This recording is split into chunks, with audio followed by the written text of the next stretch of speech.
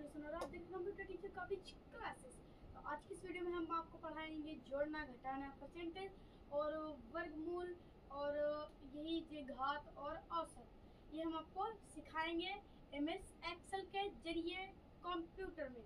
तो चलिए शुरू करते हैं कंप्यूटर के नॉलेज को लेने के लिए। तो चलिए शुरू करते हैं। सबसे पहले हमारा आता है जोड़ना। तो हम यहाँ पर लिख देते हैं जोड़ना। सबसे पहले हम आते हैं जोड़ना। तो जोड़ेंगे कैसे? एमएस एक्सेल की सीट में। तो जैसे हमने ये एक सीट बना ली है और इसके ये सेल है। तो दोस्तों समझिए, ये जो खड़े खड़े यहाँ पर खड़ी खड़ी जैसी रेखाएं होती हैं उन्हें हम कहते हैं सेल, और जो ऐसे बेड़ी बेड़ी रेखाएं होती हैं उन्हें कहते हैं हम रो। रो नंबरों में लिखी होती है और सेल अल्फाबेट्स में लिखी होती हैं। तो हम यहाँ पर लिख देते हैं बी, सी और डी और 2 3 4। दोस्तों समझिए, जैसे ही हम यहाँ पर लिख देते हैं इस वाली सेल का क्या नाम होगा, तो ये जो आपका ये एक बना है बॉक्स, इस बॉक्स का नाम क्या है? तो वो नाम आप सेल और रो के बेसिस पर निकालोगे। तो कैसे? तो समझिए, देखिए दोस्तों, यहाँ पर ए है सेल का नाम और रो है 1। तो इसका मतलब ये कौन सा है? A1, यानी इस सेल का नाम है A1 और दूसरी सेल है ये है B1 और अगर इस वाली सेल का देखा जाए तो B3। तो चलिए शुरू करते हैं बिना किसी देरी के जोड़ना कैसे करेंगे। तो जैसे हमने यहाँ पर A1 में लिख दिया 40 और दूसरी B1 में लिख दिया हमने 10। तो इसको हम जोड़ेंगे कैसे? तो चलिए समझते हैं इसको जोड़ेंगे कैसे एमएस एक्सेल के जरिए। तो सबसे पहले हम कमांड देंगे इक्वल, फिर हम देंगे ये A1 प्लस ये क्या है B1, तो B1।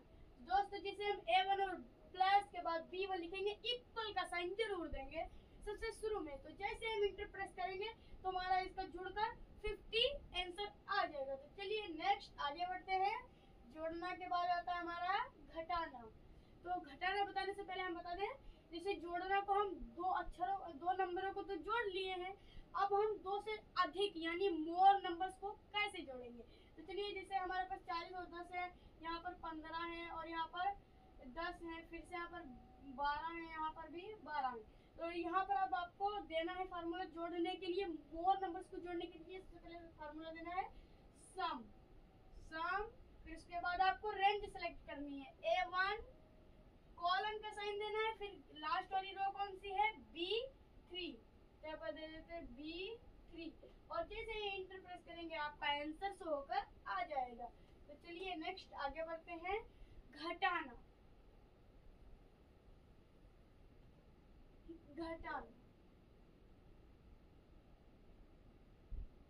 तो दोस्तों घटाएंगे कैसे? जैसे हमने इन दोनों को नंबरों को घटाना है यानी मिनिमाइज करना।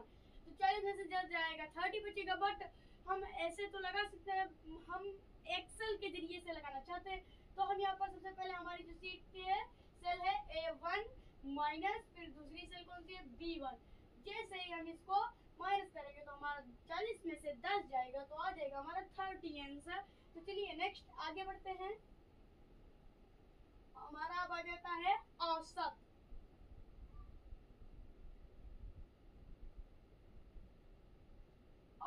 तो दोस्तों औसत हम 2 तरीकों से निकाल सकते हैं। तो सबसे पहले मैथमेटिक के जरिए हम निकालेंगे। तो सबसे पहले मैथमेटिक में हम क्या करते हैं, जितना भी हमारी संख्याएं होती हैं हम सब संख्याओं को जोड़ लेते हैं। देखो मैथमेटिक के जरिए सबसे पहले हम कुछ इस प्रकार का फार्मूला देंगे, सम, ये हमारा मैथमेटिक का पहला है अकॉर्डिंग टू मैथमेटिक। तो समझिए सम, फिर सबसे पहले हमारा कौन सा है? रेंज पूरी सेलेक्ट कर लेंगे जोड़ने के लिए हम। तो यहाँ से A1, फिर उसके बाद कोलन का साइन, फिर लास्ट वाली B3। तो हम यहाँ पर B3 लिख दिए हैं। तो दोस्तों B3 लिखने के बाद यहाँ पर हम इसे बंद कर देंगे, फिर डिवाइड करेंगे। कितनी संख्याएं जोड़िए? 1 2 3 4 5 6 संख्याएं। तो इसे 6 से डिवाइड कर देंगे, हमारा मैथमेटिक के अकॉर्डिंग आंसर आ जाएगा। तो चलिए हम अब आपको एक्सेल के जरिए से निकालना सिखाते हैं। तो ये हमारा सेकेंड और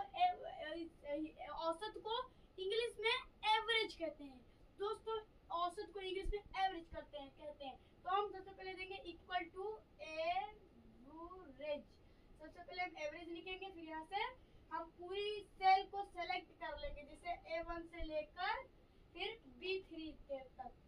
तो दोस्तों जैसे हम यहाँ पर लिखेंगे तो हमारा आंसर निकल कर आ जाएगा। तो दोस्तों चलिए नेक्स्ट आगे बढ़ते हैं, परसेंटेज। तो दोस्तों परसेंटेज कैसे निकालेंगे? तो परसेंटेज कैसे निकालेंगे दोस्तों?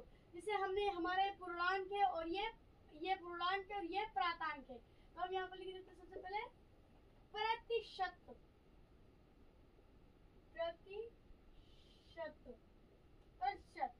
दोस्तों हमारा ये पूर्णांक है और ये प्रातांक है, तो परसेंटेज कैसे निकालेंगे? तो सबसे पहले हम समझेंगे इक्वल टू, फिर हम इसके दो तरीके होते हैं। सबसे पहला मैथमेटिक के अकॉर्डिंग हम बताएंगे और दूसरा एक्सेल के अकॉर्डिंग बताएंगे दोस्तों। तो सबसे पहले हम बताते हैं मैथमेटिक के अकॉर्डिंग। तो मैथमेटिक के अकॉर्डिंग होगा, सबसे पहले हम प्रतिशत कैसे निकालते हैं? सबसे पहले हमारा प्रातांक है उसे इंटू करते हैं 100 से, फिर उसे डिवाइड करते हैं हम 40 यानी कि पूर्णांक से। दोस्तों हमारा मैथमेटिक के अकॉर्डिंग आ चुका है। अब हम आएंगे अपना एक्सेल के जरिए, तो यहाँ पर लिख देंगे हम परसेंटेज, फिर उसके बाद हम इसे फिर सेलेक्ट कर लेंगे।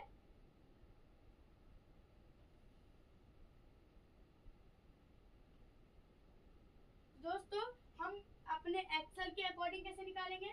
तो 40 है पूर्णांक और 10 है प्रातांक, यानी 40 पूर्णांक, यानी 40 है पूर्णांक और 10 है प्रातांक।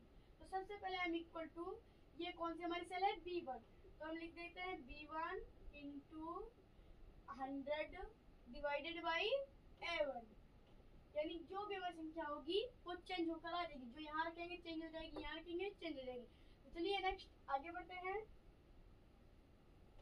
जैसे हम यहाँ पर अपनी संख्या चेंज कर देते तो वहां भी संख्या चेंज हो जाएगी। तो चलिए बढ़ते हैं आगे। अब हमारा आ जाता है वर्गमूल, हमारा लास्ट है वर्गमूल।